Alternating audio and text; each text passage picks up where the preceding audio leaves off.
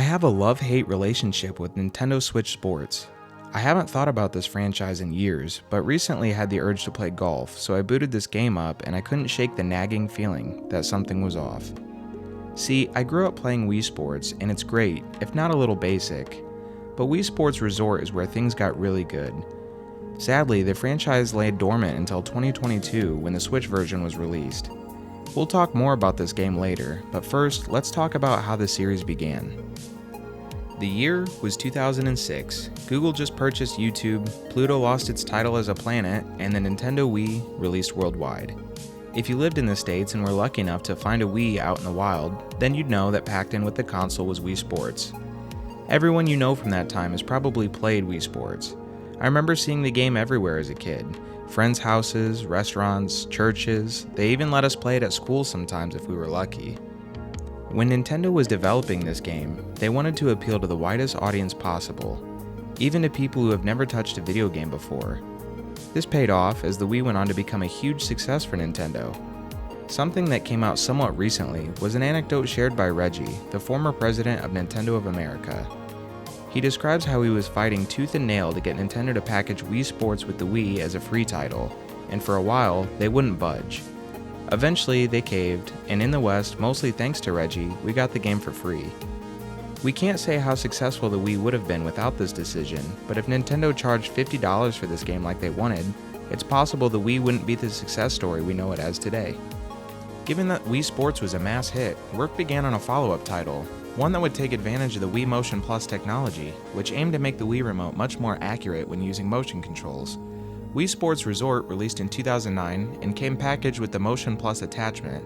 The game features 12 sports, including swordplay, wakeboarding, frisbee, disc golf, archery, basketball, table tennis, golf, bowling, power cruising, canoeing, cycling, and air sports, which included things like piloting a plane and parachuting. The game was packed with things to do. It didn't feel like a tech demo anymore. This was a full-fledged experience. Part of the reason it felt more full, aside from the activities, was Wuhu Island.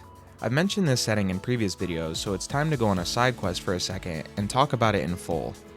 An early version of Wuhu Island was actually shown off at E3 in 2006 for a scrap sport that was supposed to ship with the original, called Airplane. It looks much more basic than the final product, and not much is known about it, other than it was eventually polished up and released for Resort. Wuhu Island is the biggest in an archipelago, with Wedge Island being in second.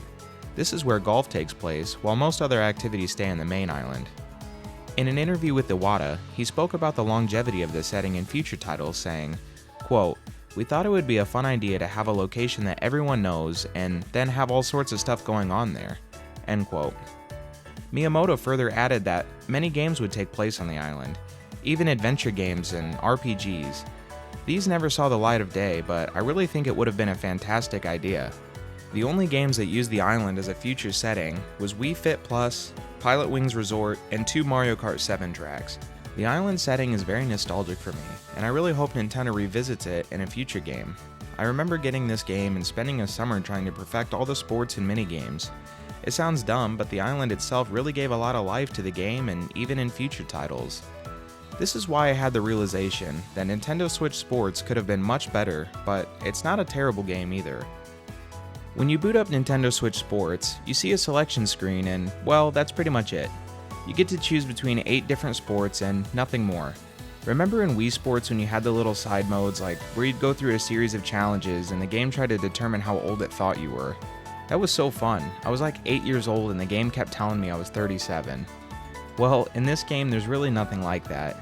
They even kinda tried to get rid of the Miis, which I thought was odd because the character creator they replaced them with is much more bare bones. Why not just stick with the Miis? There's an option to use a pre-existing Mii, I guess, which I chose to use, but I always thought this was kinda weird.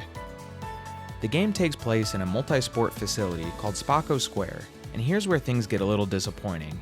The visuals look nice, and the facility seems like it'd be fun to explore or have mini games or side activities, like how Resort let you do, but that's just not an option here. You strictly play the sports, and yeah, some of them still have some challenge modes, but it just feels hollow. It would have been nice to bring back cycling so we could explore the city, or even bring back air sports.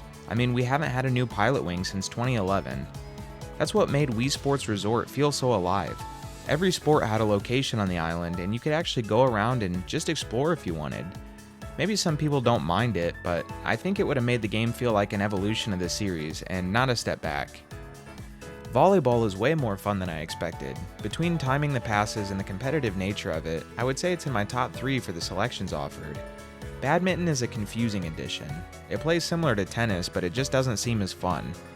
Bowling is, well, bowling. If you liked it before, you'll like it here. Golf is really good in Nintendo Switch Sports.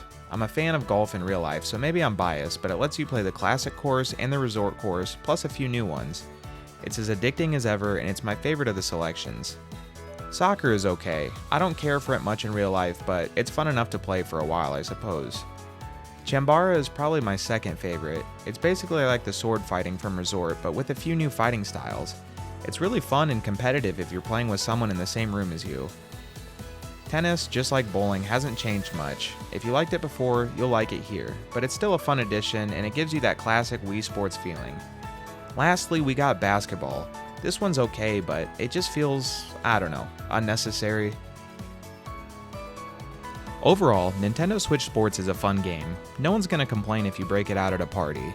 It offers enough variety in sports that it'll keep your guests entertained, and the games are well designed for the most part.